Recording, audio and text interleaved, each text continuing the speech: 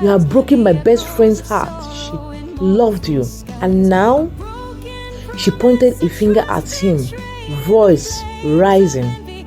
I will never accept you, even if you are the last man existing in this world.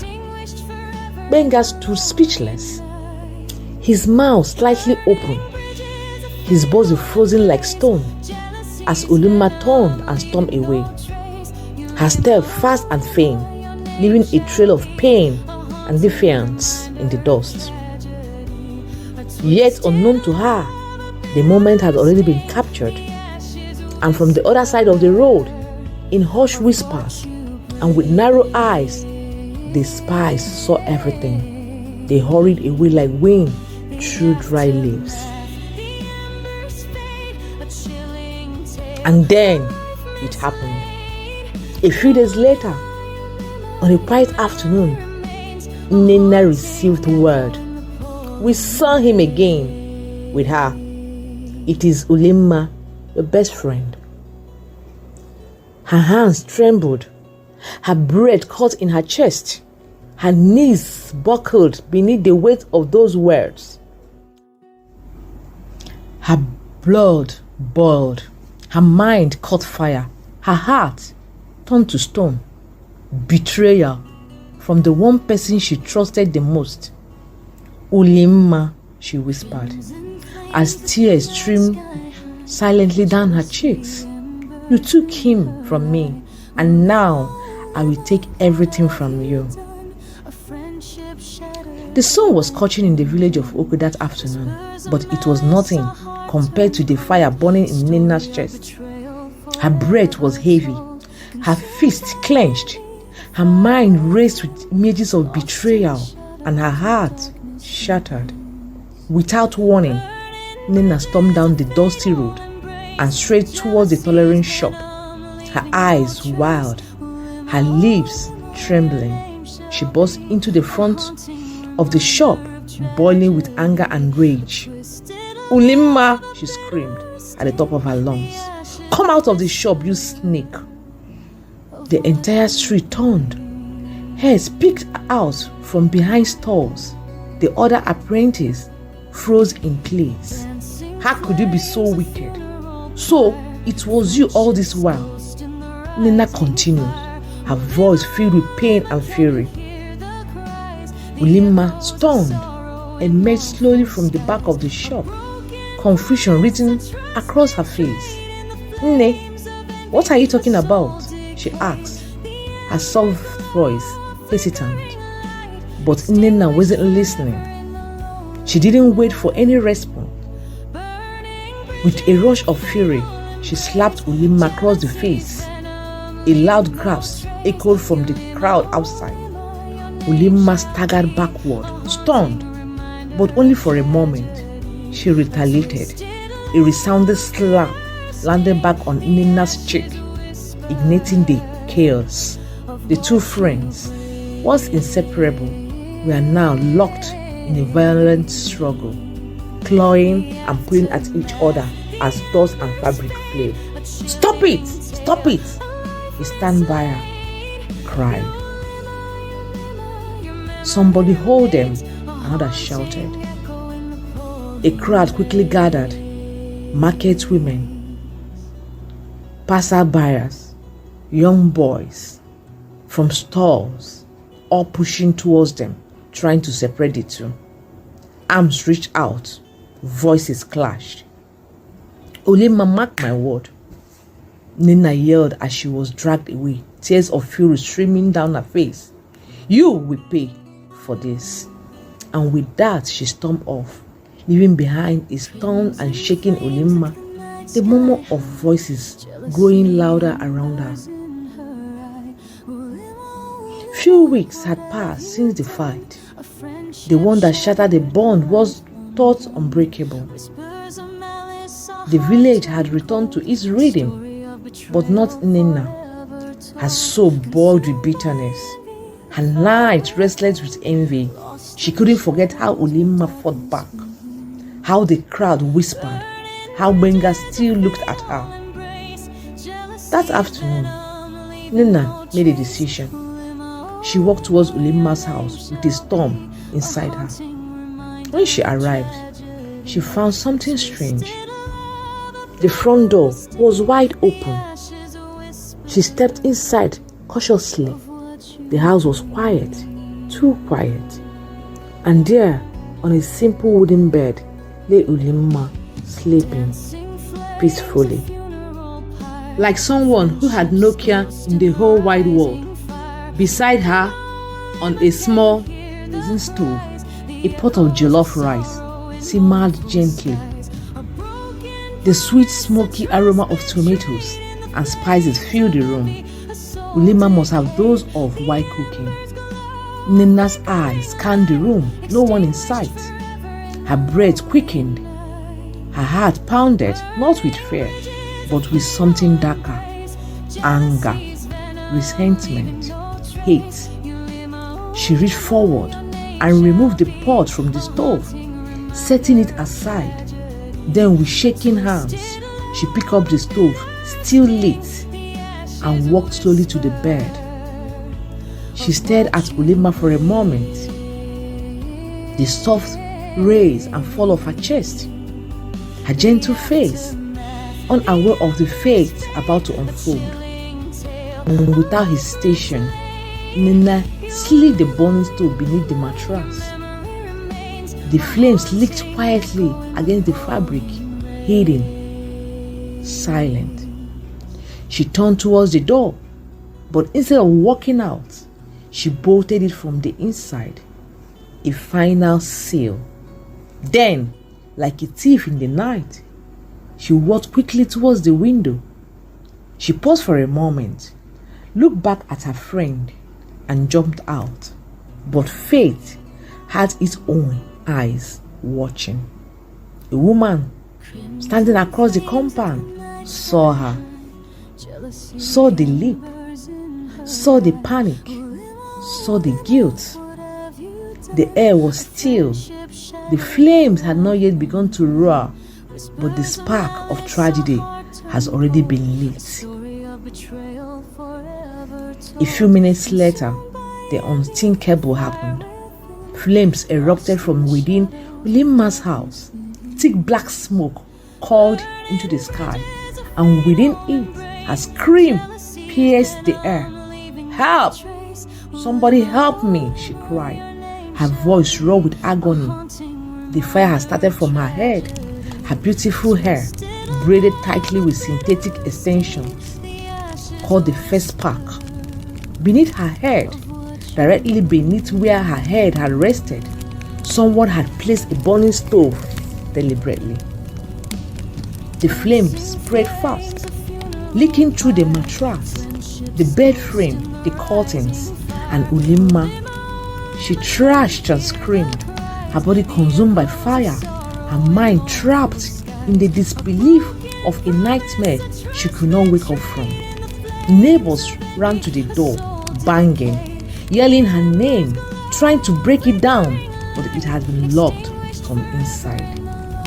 By the time they finally forced their way in, the house had been engulfed in flames. Ulimma's body writhed in pain, barely clinging to life.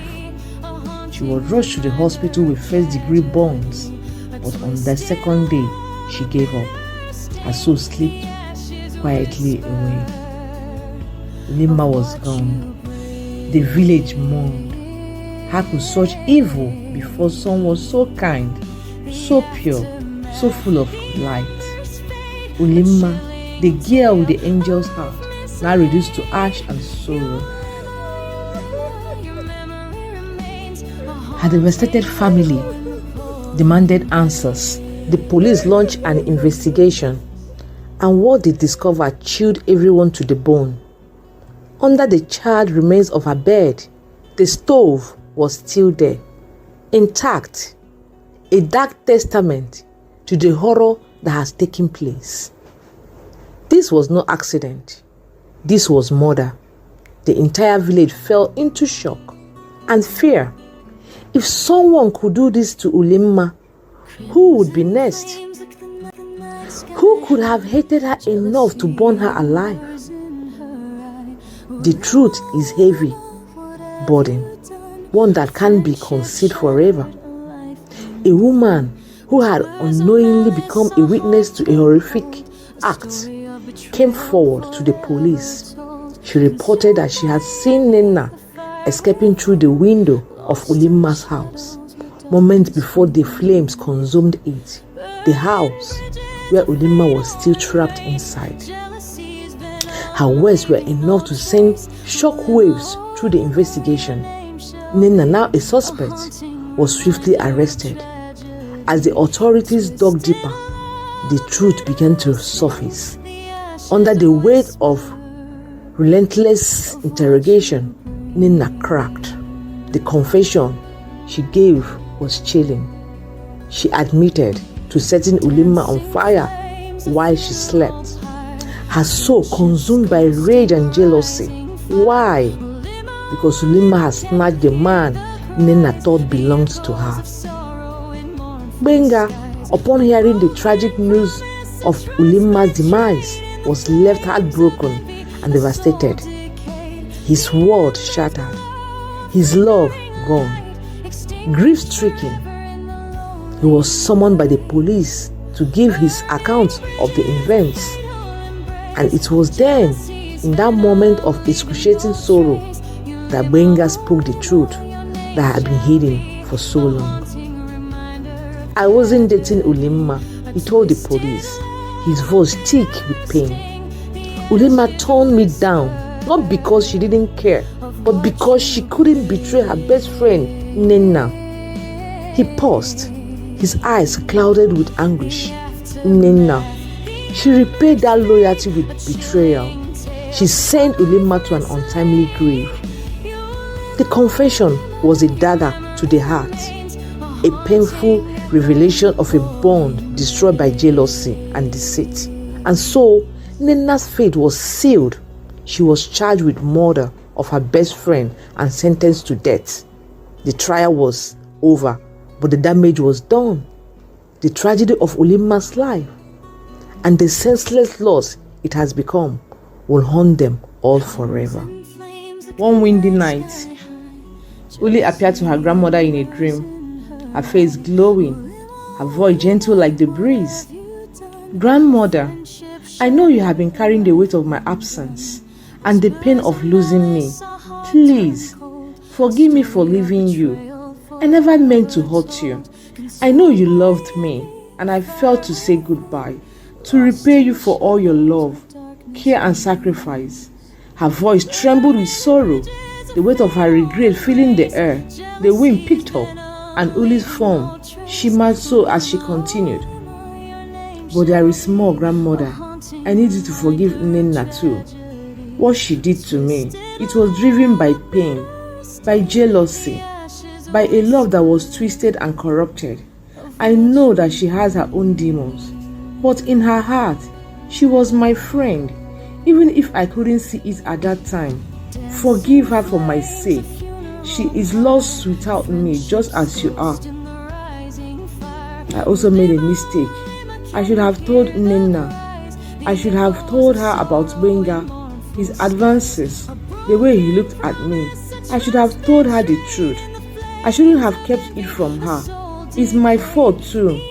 But grandmother, I am at peace now. I am free from the pain. Please do not mourn me any longer. Her voice was soft now, as if drifting on the wind. She looked at her grandmother one last time, her form beginning to fade into the light. I am at peace, grandmother. I am no longer in pain. Please, please, find peace too. Years has passed since the tragic night that changed everything. Nnenna, now a shadow of her former self, sat alone in her prison cell. The weight of her guilt was a constant companion, a burden she could never escape. But on this night, something extraordinary happened. A soft light began to fill the cell, and Nnenna looked up. Her heart pounding before her stood Ulimma, her spirit glowing with an otherworldly radiance. Her face was calm, her eyes filled with compassion. Nnenna, she whispered. her voice like a gentle breeze. Nnenna fell to her knees, tears streaming down her face. Ulimma, she choked out, her voice trembling. I'm so sorry. I didn't mean to. I was so blinded by jealousy.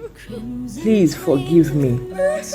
Ulimma smiled softly, her presence filling the room. Nnenna, I've already forgiven you. I came to tell you that it is time to forgive yourself.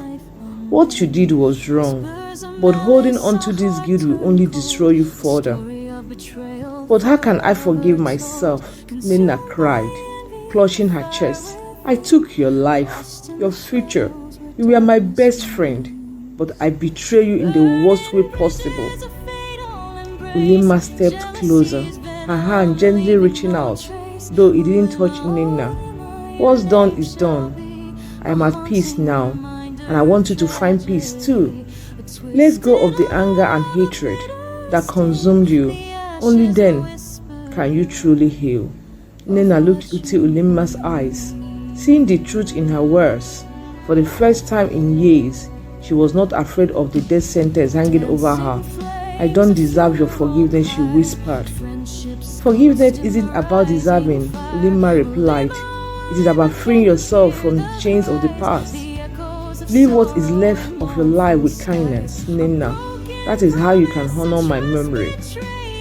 With these words, Ulimma's spirit began to fade, the light in the cell dimming. Nnenna reached out, desperate to hold her friend one last time, but Ulimma was gone. All that remained was a sense of peace, a burden lifted from Nnenna's heart. In the days that followed, Nnenna found herself changed. Ulimma's visit has given her a new purpose. Although she could not undo the past, she vowed to live the rest of her life with the kindness and love Ulimma had always shown her, and in the small cold prison, Nnenna healed. This is a story that teaches us that silence can be dangerous. Ulimma kept the truth about Benga's advances a secret, hoping to protect her friend, but in doing so, she unintentionally created a space where suspicion and pain could grow. Sometimes the truth, though painful, is the kindest gift we can give those we care about. This is a lesson in forgiveness. Ulimma, even in death, returned to plead for peace, not just for herself, but for Nnenna. True peace only comes when we let go of bitterness and choose compassion over vengeance. Even after betrayal, she asked for grace to be extended to the one who wronged her. That is the strength of a pure heart. This is a message to all of us that love should never be built on deception, and no one belongs to us. When we try to possess others out of fear or insecurity, we end up losing ourselves. Love that is forced or manipulated will never thrive. And finally, this is a reminder that in the end, it is not how long we live that matters, but how deeply we love, how honestly we speak, and how kindly we treat others. Let us learn from Ulimma's story to be slow to anger, quick to forgive, and always brave enough to speak the truth, even when it is hard.